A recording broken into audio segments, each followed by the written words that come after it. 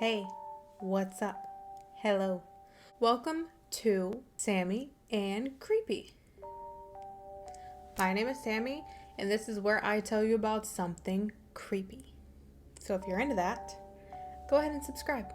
Today I want to talk about the Exorcism of Anna Ecklund, a 14-year-old girl in 1912, 1908. She was 14 years old. Early 1900s, okay? But at 14 years old, she started exhibiting signs of demonic possession and would go on to have several exorcisms. So, let's get right into that. So, as I said, at only 14, Anna started showing signs of demonic possession. Now, at first, they were like kind of smaller things. I wouldn't say too small, because going from someone who loves her religion, loves church, to someone who is just randomly revolted and disgusted by anything religious, feels angry when she steps into a church and starts lashing out at church officials and people in the church, you have to wonder. So, like I said, at first she was just revolted by religious things, by the church in general, by people of the church. She started hearing voices. I think they were telling her to do bad things, and she was freaked out about it. She knew something was wrong with her. Her family actually took her to get a full evaluation by a doctor, and she was deemed perfectly healthy, even mentally. So she actually had her first exorcism in 1908, and it was deemed successful, but this did mean that it was declared basically that she was possessed. It was demonic possession. It wasn't anything mentally or physically wrong with her. Anyway, so they thought that it was successful. They thought. So Anna started getting really bad again. She got really, really violent. She would break religious items. She was lashing out. And so her family once again turned to the church. Only this time it would be an exorcism that would be performed over 23 days and 3 different sessions. It was actually documented and recorded in a pamphlet. It was published in 1936 by Father Carl Vogel. So as you can see by the timeline we're on, this thing is taking place over years and years. It's not back-to-back occurrences. This girl was possessed for years, decades. So one of the theories for Anna's possession was that she was being cursed by her Aunt Mina. It was believed that her aunt was spelling herbs and feeding them to her. This was before. It also was said that there was a theory that Mina was in love with Anna's father. Mina was the mom's sister, and that she was in love with Anna's father. And for whatever reason, she was cursing Anna, and the possession took place. So this is one of the theories. And once you hear all the details and how this progresses, you'll probably agree, and I think that could be the case because of what turns up. So they've done a second exorcism. Like I said, it took over 23 days and 3 different sessions. But then the way they word it is that the demons started to double up. That's what the priest thought was happening. And so when she started getting worse again,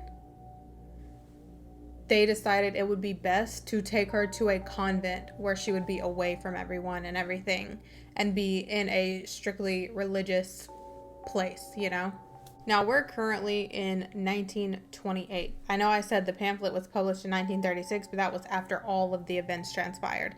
So currently in 1928 is when Anna gets taken to the convent for privacy, safety, and obviously to be away from everything else, where they can really focus on getting her better and expelling these demons from her, because at this point they think it's multiple.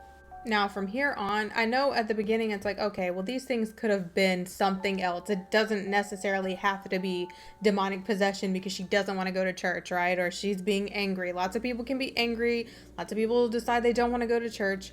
This is where it really gets to the point of being like, okay, this is demonic. As we've heard in many demonic possession stories, all of a sudden, Anna is speaking and understanding Latin. It said that when the priest would speak to Anna in Latin, she would start foaming at the mouth and get extremely aggressive and growl and lash out and speak back in Latin. So to test her to see if she was really possessed, or if, I don't know anybody who just makes themselves foam at the mouth, but to test her, they had a bunch of objects, right? Some were just random, like, household objects. They weren't even religious objects. Some were religious objects that weren't blessed. Some were, like I said, regular objects. Some were blessed out of the regular objects and some weren't. And they tested her to see if she could identify which items were blessed or not. And she could. She would get extremely angry and demand the item be removed. She would know that it had been doused in holy water or blessed, even if it was just like a freaking light. You know what I'm saying? Well, in that time, probably not a light, but you know what I'm saying, like a book or a pencil, I don't know. So at this point, Anna's been here for about 2 months. I believe she went in June and now it's August, and you know, the nuns are helping take care of Anna and do what needs to be done. They're assisting the priest and whatever he needs. So one night, one of the nuns is bringing her food, and the nun actually snuck some holy water into her food. And as soon as she came in the room with it, Anna immediately reacted and started growling and snarling and demanded that she remove it and told her, "I know what you did." This happened anytime someone ever came in with any type of religious or blessed object. She knew without being told. So they started the first exorcism in August, I believe, like August 18th. She's already getting worse. This is going to take time. And it did. The first session took 8 days. That's just the first session. And at this point, she's extremely violent towards everyone there. They have to heavily restrain her.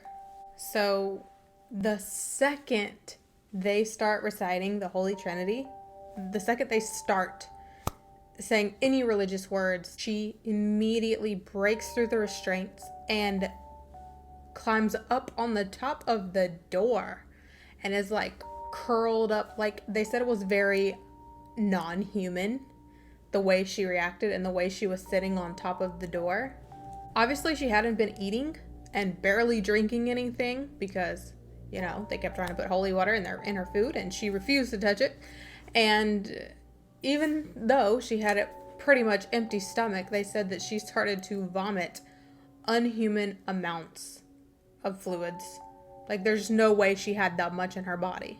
But the part where I say this situation backs up the theory of her aunt Mina is because they said she would also vomit tobacco leaves and spices. She hadn't consumed anything.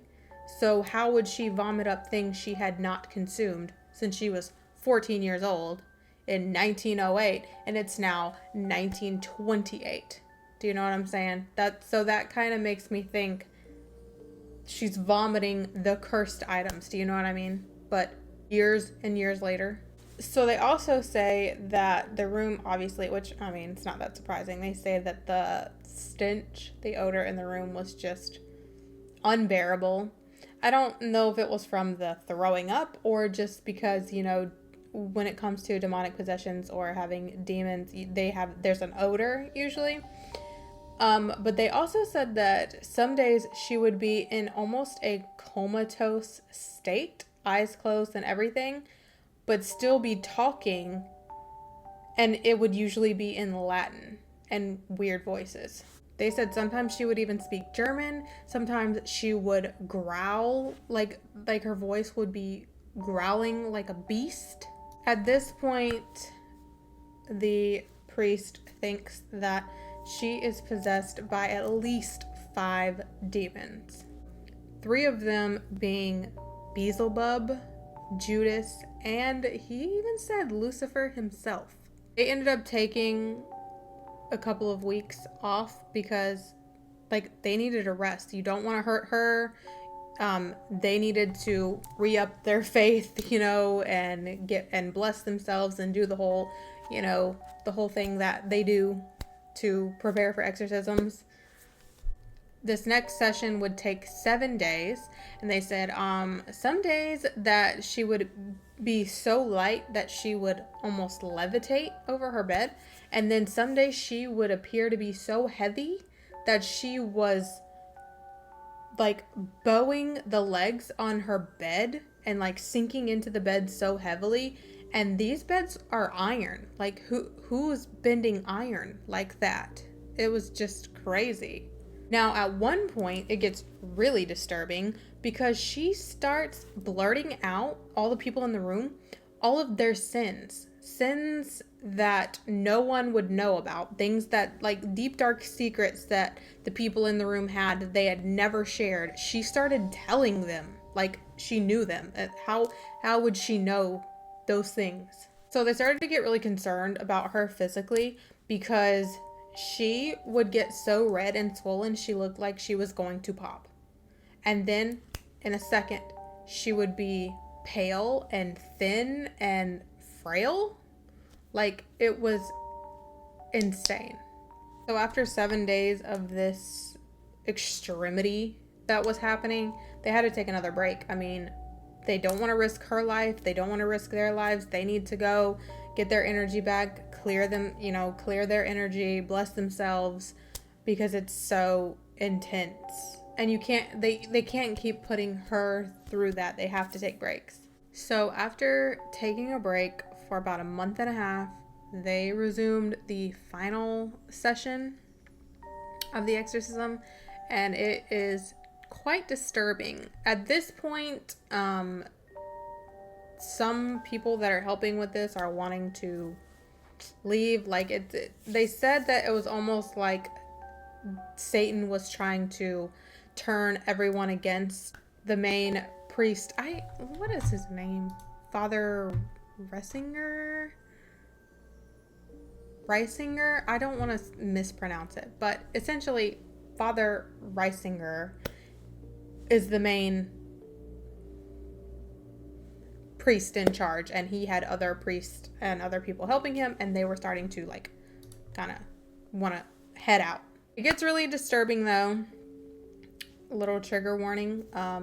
I won't fully say the word, and just trigger warning, this is about,